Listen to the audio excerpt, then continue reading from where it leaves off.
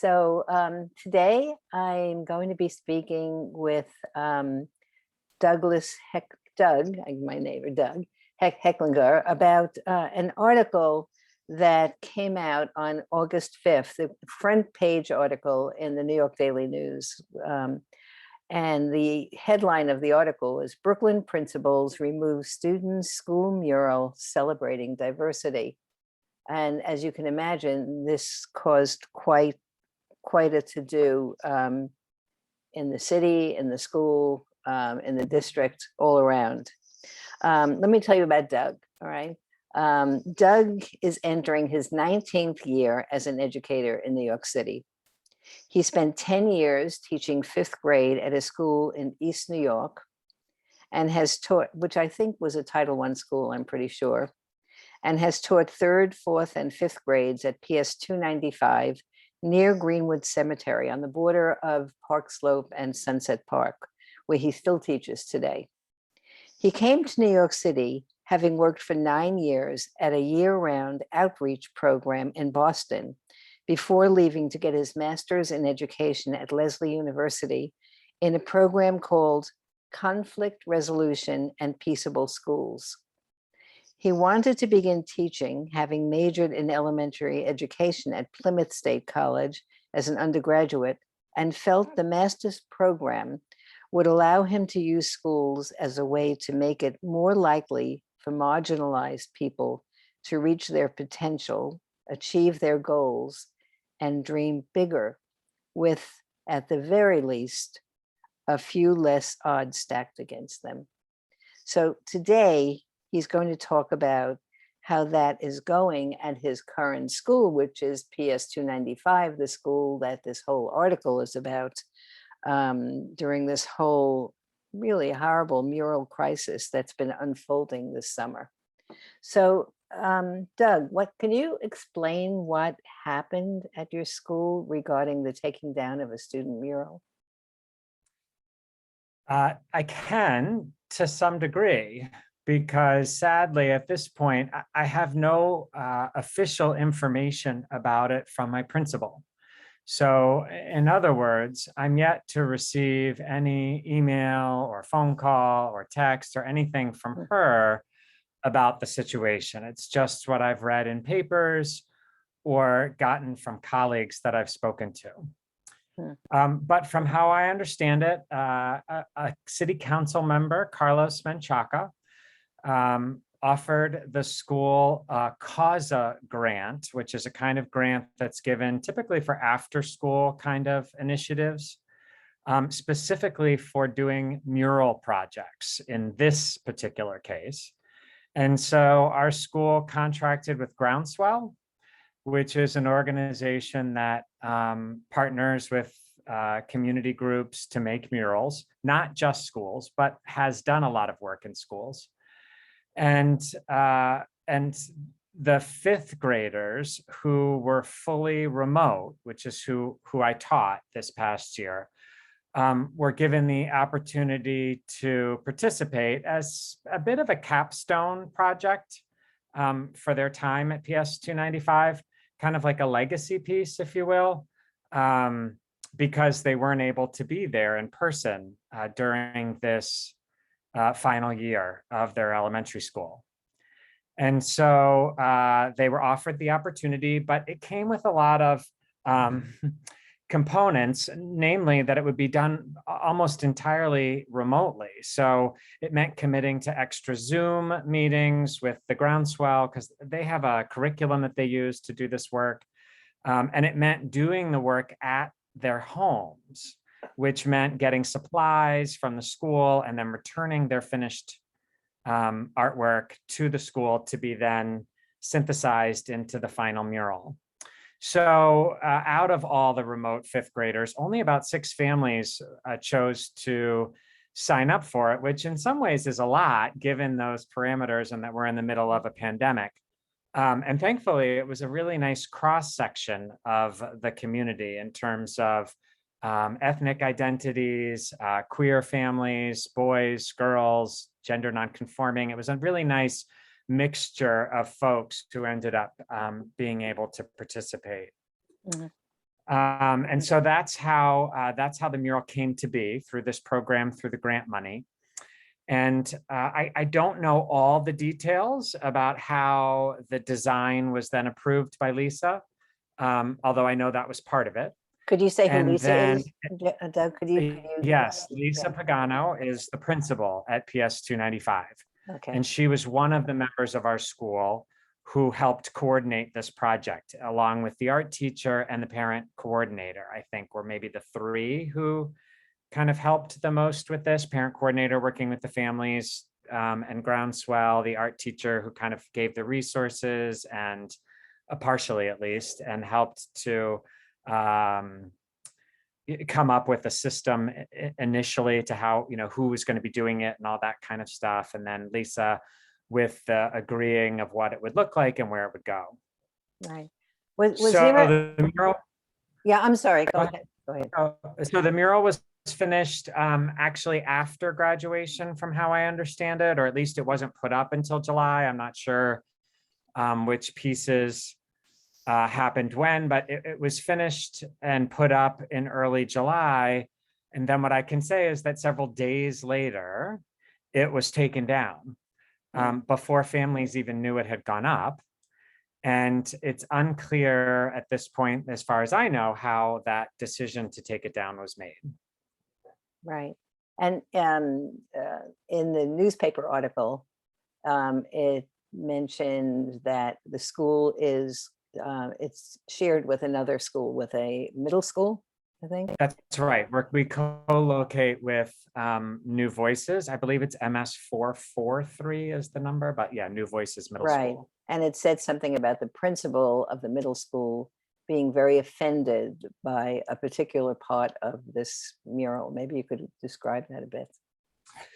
Sure. I mean, I haven't spoken to him, and I don't know any information about why he might have felt offended, but I will say that the mural, the picture in the paper is beautiful. It does include at one side a quote by Audre Lorde that says, "Your silence will not protect you."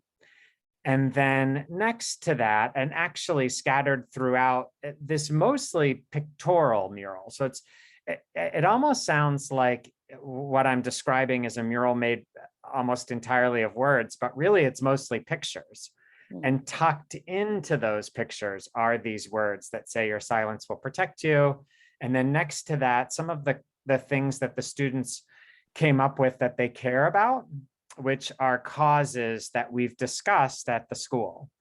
And then on the other side, it said, the other side of the mural, it's sort of rainbow shaped. It said, "What else is possible?" Sort of leaving it up to those students who are still in the school to decide kind of what other issues of today are going to be coming up that we want to lend our voice to. And then there's a part that says, "We create our world," encouraging people to think about the world that we live in and how we might create it to be better. Mhm. And was there a You- specific purpose to the mural? I mean, was there a specific purpose given to the students for the So mural? from I've spoken to some of them because again, they were my students. So from speaking with them, I was told that they were given a parameter to identify things that they cared about. But what I know about Groundswell from talking to Carlos Menchaca and from reading about Groundswell is that that's often the way that the topic of the mural is decided, is that the people who are creating it identify what's important to them. So one example I've heard of is that in a school where there were a large number of immigrant families, immigration became the topic of the mural. And so in that case, immigration at the time of the creation was kind of a political issue because there was all this talk of who was going to be deported. It was during the last presidential election or when Trump was elected, and there was some discussion about how that was going to play out once he became president. And so in their hearts and minds at that time were issues of immigration. So that's what they did as their mural. So it's just a focus of whatever the kids find important at that moment in time. Right. Could you, so your school, I find this very interesting because your school is on the border of Park Slope, which has become a very upscale neighborhood, and Sunset Park, which is a combination, I guess, of an immigrant neighborhood and is becoming more gentrified now. And most of the schools that I know of in Park Slope are very upscale. All right. So perhaps you can talk a little bit about the culture of PS 295, because it seems a little bit different than some of the other schools. So a couple of years ago now, the Diversity, Equity, and Inclusion Initiative by the DOE came about in earnest. And that was a move under, I believe, Chancellor Carranza started it, where we were to start looking at the diversity within our school, celebrating it more, making sure that it was reflective in the community, in the curriculum, and that, you know, there were ways to integrate it with how we interacted with students, with families, the leadership at the school, to make sure that equity was at the center of the work that we were doing. And so I had the privilege of working with our student group when that initiative first started. So we had a group of students who participated in a year-long initiative to look at diversity, equity, and inclusion at our school. And what they chose to focus on that year was the cultural identities of the community, the school community. So they sent out a survey. I mean, I helped with them to send out a survey to the classroom teachers to ask for countries of origin. So the students could answered for themselves what country they were born in, and then also for each of their caregivers. So if they have two caregivers, where each caregiver was born.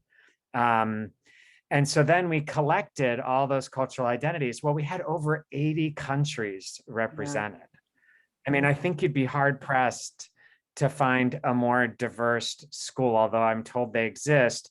We certainly are one of the most diverse schools that I know of. Absolutely. And so, you know, this work around diversity, equity, and inclusion was so important to us. At the same time that I was doing the work with the kids, I was part of the SLT, the school leadership team. And when we were asked at the meeting, what was it about PS 295 that made it so special or made us want to be a part of the school leadership team or to help develop it further, every single person sitting around that table spoke about the richness of the culture, the diversity of the people there. And I talked about it in terms of countries of origin, but it's also true in terms of ethnic identity, in terms of gender identity, in terms of gender expression, queer, the queer community, in terms of socioeconomic status. I mean, we really have a unique place where you're hard pressed to find, you know, people from each. I mean, it's easy to find people from many different identities and an intersection of those identities. Mm-hmm. That's really interesting.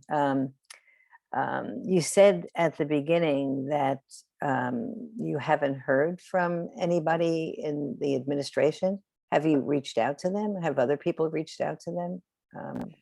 Yes, and I understand there was a meeting with the chancellor and the principal this past Monday and some of the parent groups, but I was not a part of that.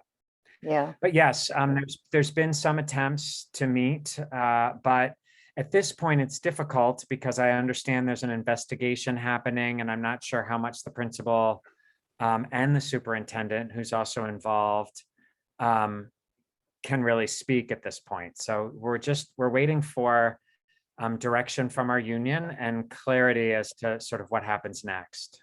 Right.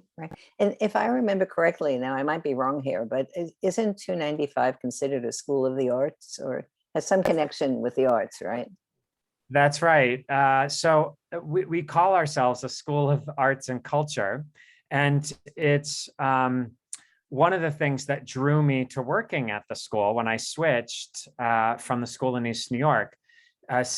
Borrowing from the mission statement, I'll read, We believe that an arts integrated curriculum and a character development focus cultivates a more meaningful discovery of self. We strive to support students socially, academically, culturally, and artistically. So that's just a small snippet from the current mission statement that I think was one of the reasons that I wanted to do this work.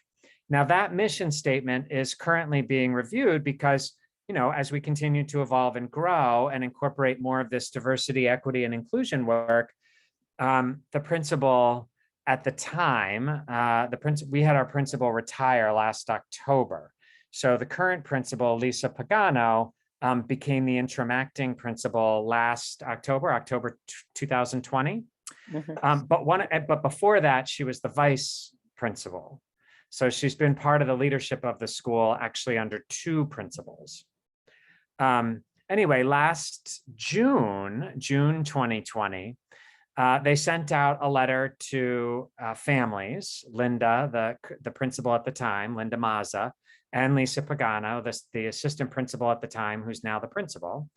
Really a beautiful letter committing the school to use the New York State Education Culturally Responsive Sustaining Education Framework. Now that's a mouthful. It is, yeah. But it's a framework whose purpose is to help educators create student-centered learning environments that affirm racial, linguistic, and cultural identities, prepare students for rigor and independent learning, develop students' abilities to connect across lines of difference, elevate historically marginalized voices, and empower students as agents of social change.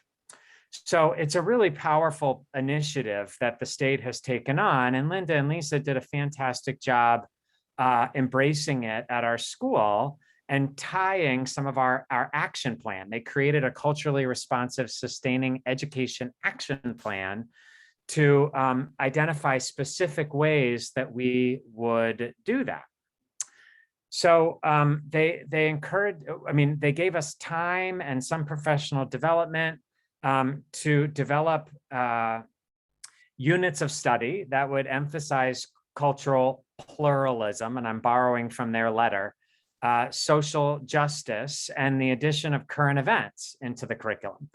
So for the past 2-3 years, we've really embraced this work in a very intentional way. And in fact, over the last year, with Lisa being in charge, we developed these virtual rooms where students would learn about marginalized voices through literature and video, and staff doing some introduction to the books and the video, and Lisa, who would do an introduction to the room in general.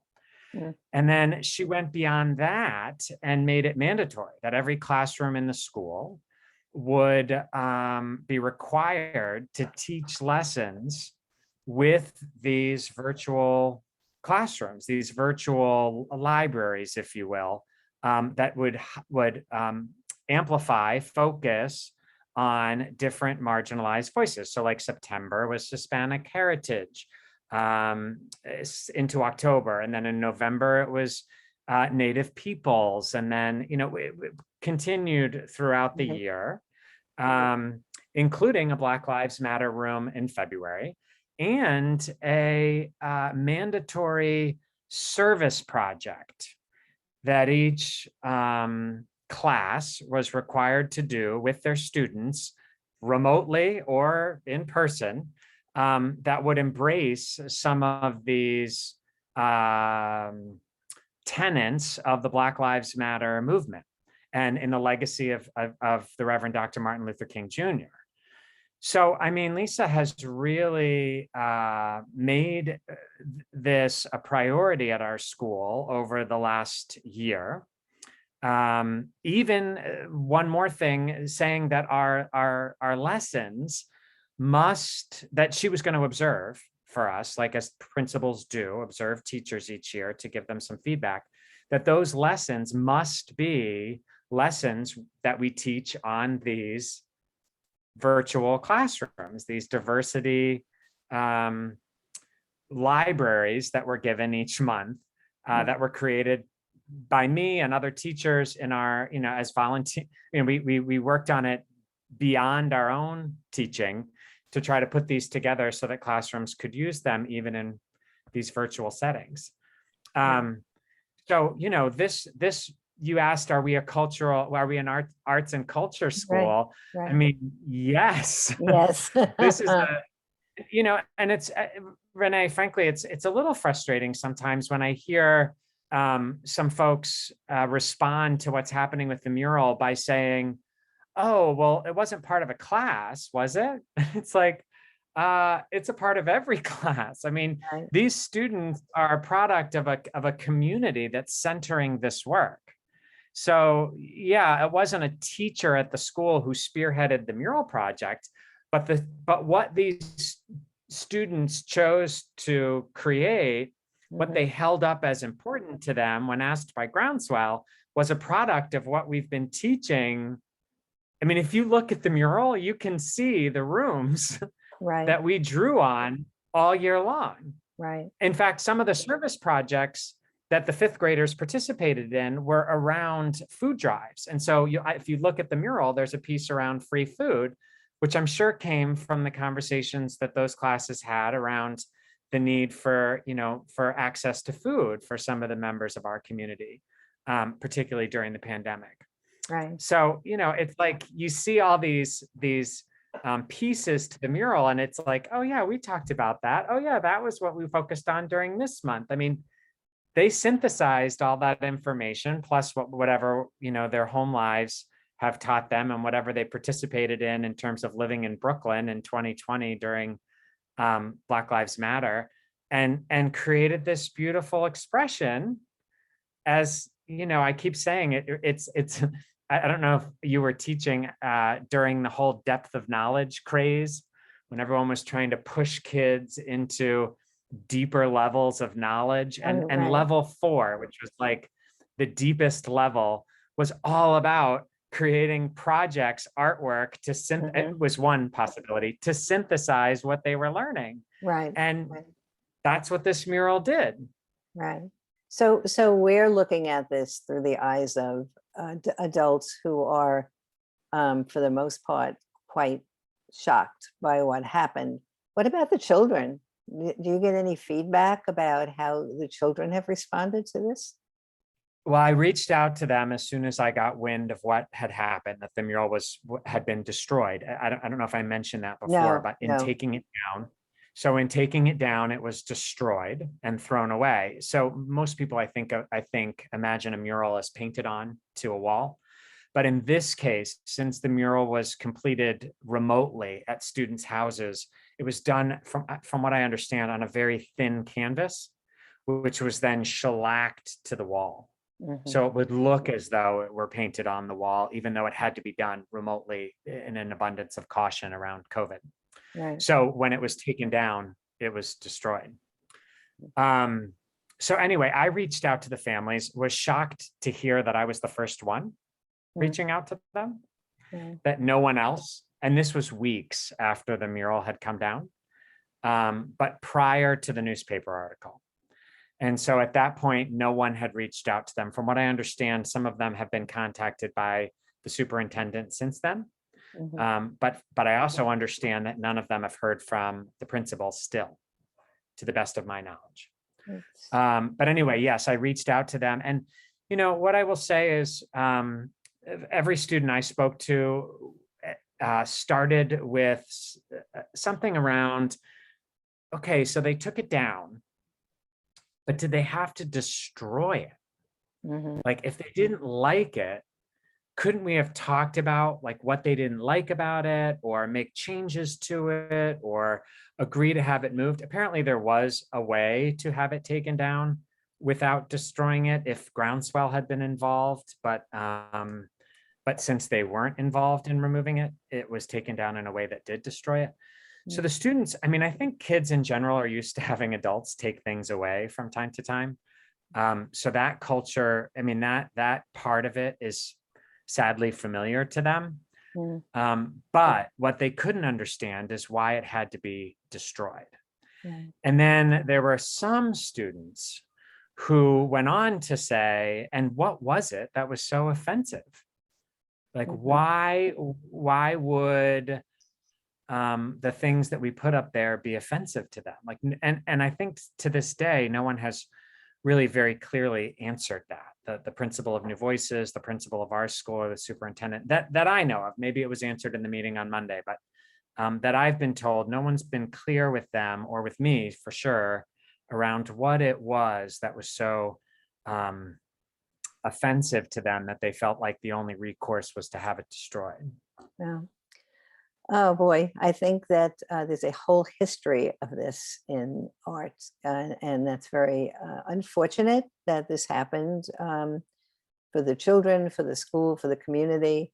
I'm curious, when the article came out, and I didn't know about it, and you sent me a copy of the article, and I read it, and I was really taken aback. And so my first thought was, I want to speak with you about this. I want to give you a voice. And you were reluctant. You said that you'd much rather not speak about it on my blog right now. And then a few days ago, I met you in the street and you said, Renee, I'm ready. So what changed your mind? Okay. Yeah. So, there is a component to this story that's about censorship, right? The kids' message was censored. And if that was it, I mean, that's bad enough, right? To be a school of the arts, to have students create this work that they cared so much about, that they spent so much time on, to have that destroyed and their message be censored is bad. But if I had some sense that the DOE, or at least the people directly involved with the taking of it down, Lisa, Frank, the principal of the middle school, and Anita, the superintendent, if I had some sense that they wanted that kind of censorship to stop, or that they understood that the decision to take it down um, was probably not the best decision, and they understood why, and they could articulate that. But what I'm finding to happen since then is actually more censorship. So the censorship of the details around who decided to remove the mural and who was complicit with that decision. I mean, those details are being censored and not available to everyone. That there's some censorship around kind of how this mural, as I just helped to explain, fits with the culture of our school and fits with a larger initiative.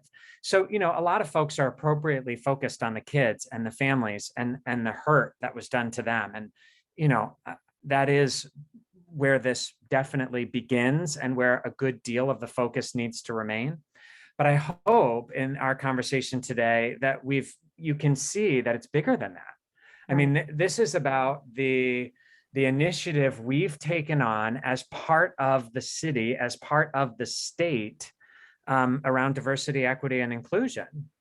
And so, if I can do something to help people see that bigger picture, all the work that led up to kids coming up with these ideas to synthesize on this mural, I think people can see that it's about these 6 kids and their censorship and being treated so disrespectfully, and no chance to, at this point, to sort of heal from this, because there's been no understanding of what happened, or conversation around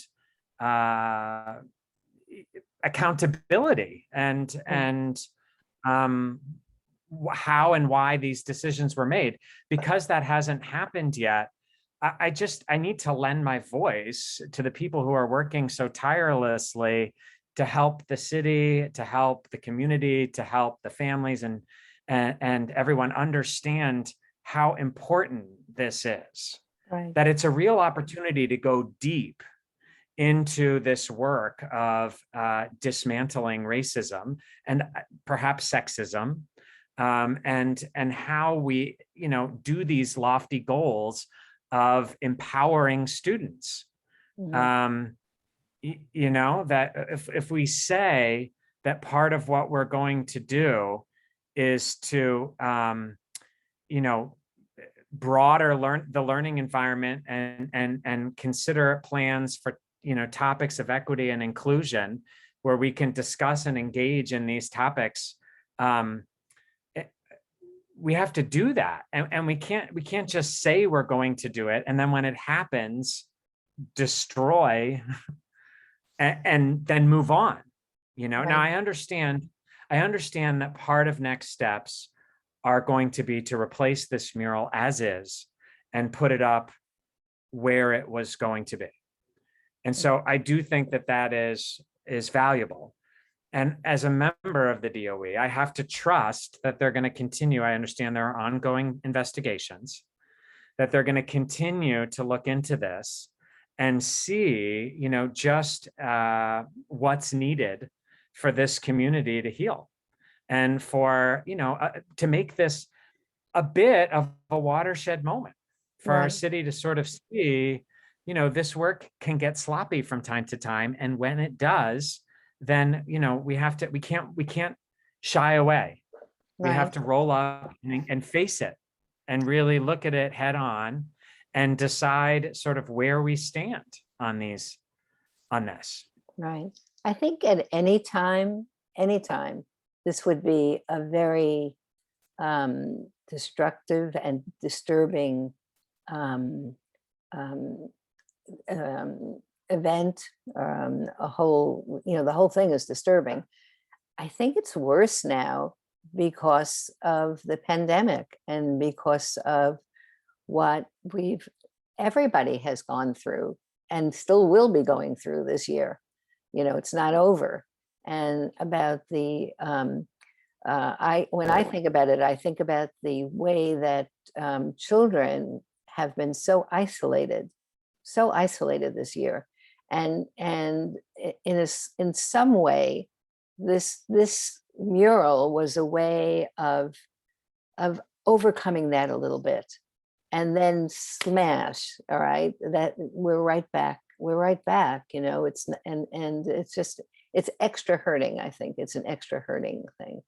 So as a teacher in this school, and I know you, all right, I know you well, and I think I do, and I know how sensitive you are to the needs of children.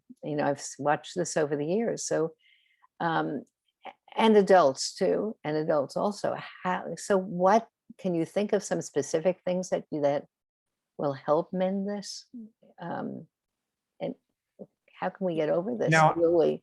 I'm really, at this point, I'm so impressed with the families at our school and their response to this, and identifying what they hope, their requests for what will happen next.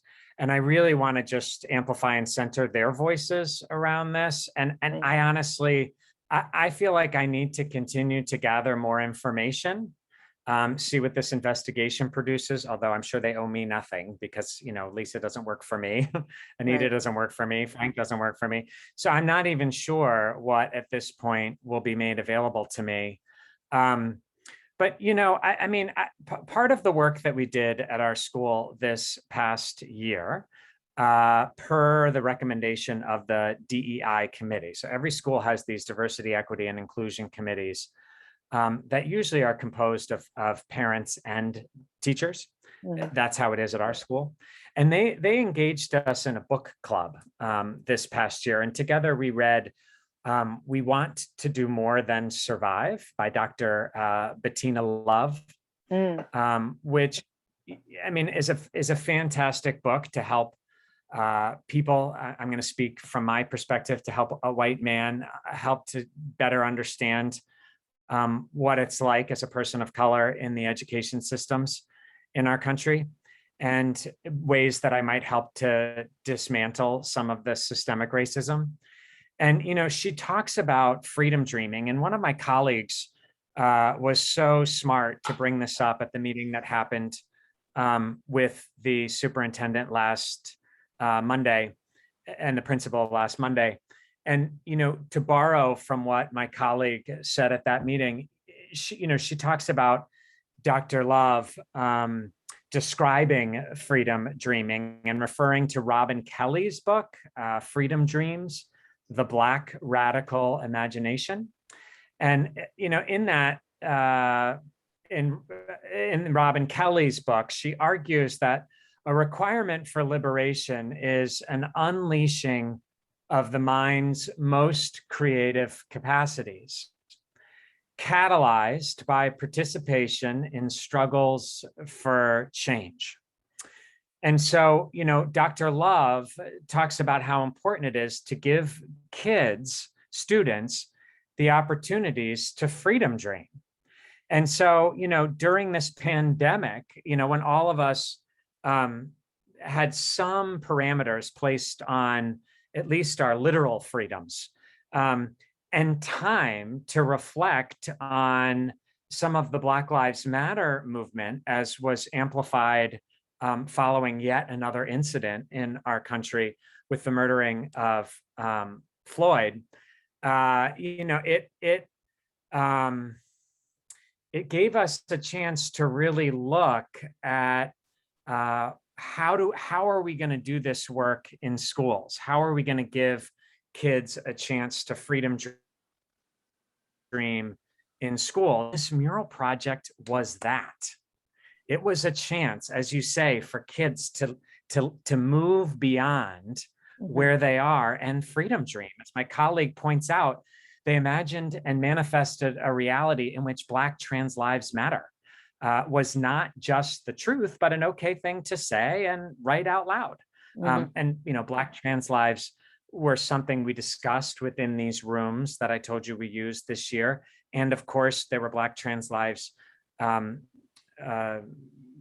movement. There was a celebrations. I don't want to say protests. I mean, they're protests against some of the systems that oppress them, but they were also celebrations of what it means to be Black and trans in this movement, and to celebrate their lives, and that matter is the minimum.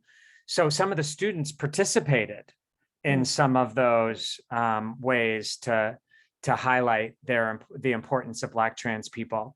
And so, this freedom dreaming that they did in creating these murals was a chance to show the community, the school, this legacy, this piece of what they've learned as students at our school, and what kind of spaces our schools should make, for people, should include spaces for Black trans people. Right. So yes, I mean, this definitely was lifting kids out of a place of not just the pandemic restrictions, but also looking at our country's long history of racism, systemic and otherwise, and how we can move, start to change that world as well. Unfortunately, my colleague pointed out that in her book, Dr. Love also talks about spirit murdering. And in many ways, that's what happened with the removal and destruction of this mural. It murdered the spirit of these students who were trying to share their dreams with the rest of us. Right. I mean, I don't get it. I don't understand how the decision was made, why the decision was made, and how we as a school are going to be able to move forward and heal from this without that information being made public, and for us to sort of reconcile. I think there's a lot of talk. Yeah. Sorry, I was just going to say there's a lot of talk about a restorative justice process. Yeah. And, something within that where we can have some kind of a town hall where people can hear from and share thoughts and feelings. And, I certainly hope the DOE, puts their energy behind making some of these requests a reality. I agree. And I think that considering some of the things that we've gone through politically this last, and health-wise, all of the things. What another issue that's like salt on a wound here is the lack of transparency. the lack of hearing, like, what were you thinking about? Let us know. Let us know, why are you not being transparent about it? Because whenever there's a lack of transparency, then there's always this wondering, is there something going on that we don't know about that's not so good? So it's not helpful at all. Doug, thanks so much for sharing this, because I think that this is an incredibly important issue right now. And I really, really hope that your school will, that out of the hurt and out of this will rise to something higher. Just on the level of children's artwork being destroyed, forget about the whole issue of what they were expressing, just destroying artwork. What a message that is. So I'm just hoping, and I will, on my blog, maybe we can keep putting some things that are happening on, and I hope that people will write in and share some of their thoughts about this. Thanks so much for visiting the blog today and sharing all of this. You're more than welcome, and I'm happy to give you updates as I have them. Hopefully, it'll be a movement back to where we were headed before this all happened. I sure hope so. I hope so. Thanks so much, Doug.